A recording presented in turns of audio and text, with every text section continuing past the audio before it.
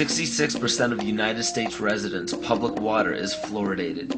It is known to have tremendous effects on bone cancer, joint problems, bone weakness, lowered estrogen and testosterone levels, and dental fluorosis, which is yellowing of the teeth and pitting in the enamel.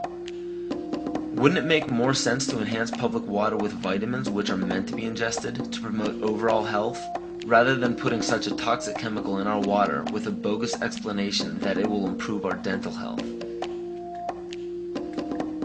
We now know that fluoride causes more dental problems than it solves.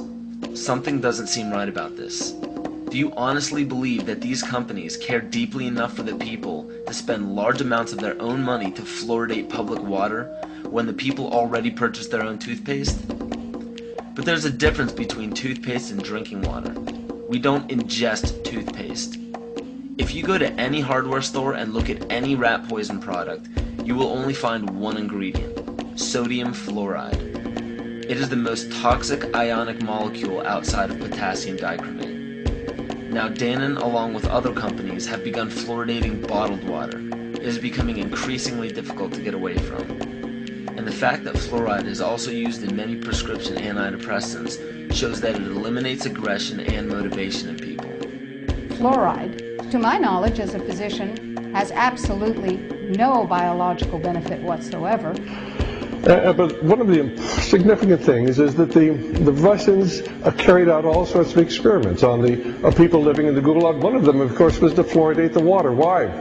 You fluoridate the water, why people are not as aggressive as they ordinarily would be. In fact, what is the active ingredient in Prozac that is so widely distributed in America today?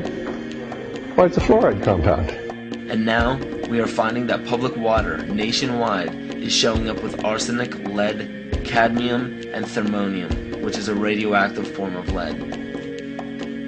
Cancer, lowered sex drive, birth defects, sedation, and brain defects. Does this not sound like a wonder drug for anyone aiming to control a population? It's quite astonishing, Paul, the degree to which environmentalists have not been educated about fluoride. You know, people have an unconscious trust in their doctor or their dentist, and if you can persuade doctors and dentists that fluoride is safe and good, then you're able to reach the rest of the nation. People believe their doctors and dentists, and that was a way of promoting fluoride for Bernays. Fluoride was killing their cattle, destroying their crops.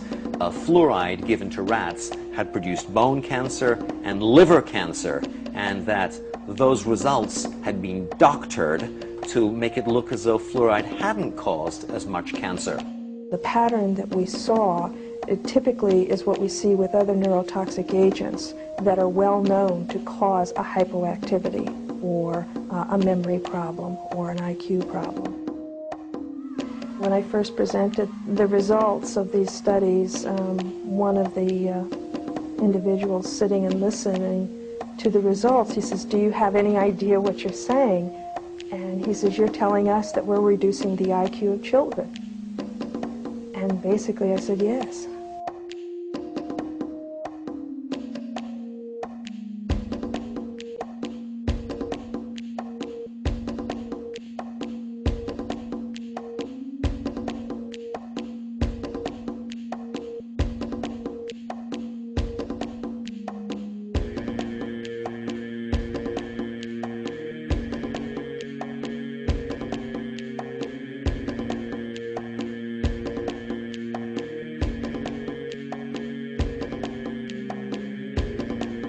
Aspartame, the artificial sweetener found in almost every low-sugar or sugar-free product on the market. First of all, aspartame is made up of three things: methanol, which of course is what produces blindness, aspartic acid, and phenylalanine. These are all poisons. Aspartic acid, of course, produces brain lesions.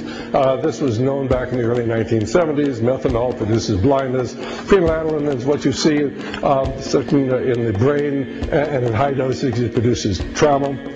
We're not making this all up. The FDA did publish back in, I think it was in the 80s, they did publish the 92 potential side effects of aspartame. And they do, these side effects quite, are extremely serious. Things like dizziness, problems with balance, abdominal pain and cramps, changes in vision, seizures and convulsions, etc., etc. Yet despite all of these harmful effects, Donald Rumsfeld pushed it out into the stores in over 5,000 products when he was CEO of Searly, the company that manufactured aspartame.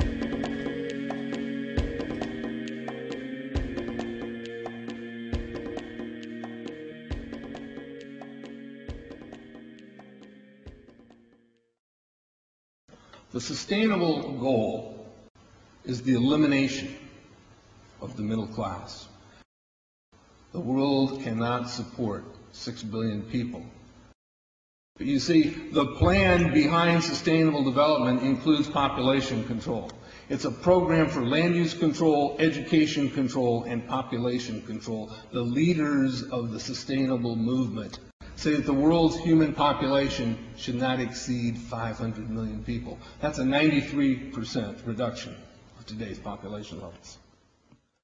In 1992, while the Rio conference was going on, George Bush, then president, was there. He was just offshore in Prince Charles's yacht, where he executed the Agenda 21 protocols on behalf of the United States and brought it back to Washington, D.C. Within a year, Bill Clinton, by executive order, established the President's Council for Sustainable Development. In 1996, Bill Clinton set up the President's Council on Sustainable Development. One of the dictates of Agenda 21 is that every country in the world is to set up a national council to oversee the implementation of Agenda 21. I've listened to Gorbachev explain, we are writing a new set of 10 or 15 commandments to replace the original 10. Which one of the 10 do you think these guys don't like? Thou shalt not lie, thou shalt not steal, thou shalt not covet. Because I'll tell you what, these people have lied to us. They're in the process of stealing all of this nation's natural resources, and they covet everything you have left.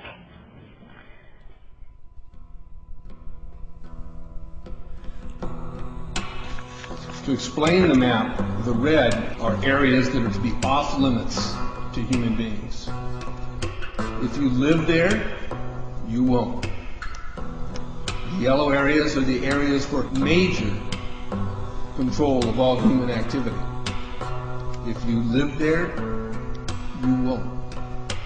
The black dots are the smart growth zones. That's where human beings are to be stacked and packed in small living units along rail tracks. The Smart Growth Program ultimately has jobs assigned and children cared for by the state.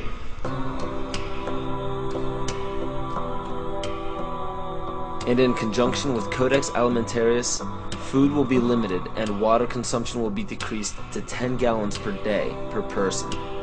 That is over a 90% reduction in people's average daily water consumption. And along with shortages of food and water, the food we will be provided with will be genetically manipulated and nutrient deficient.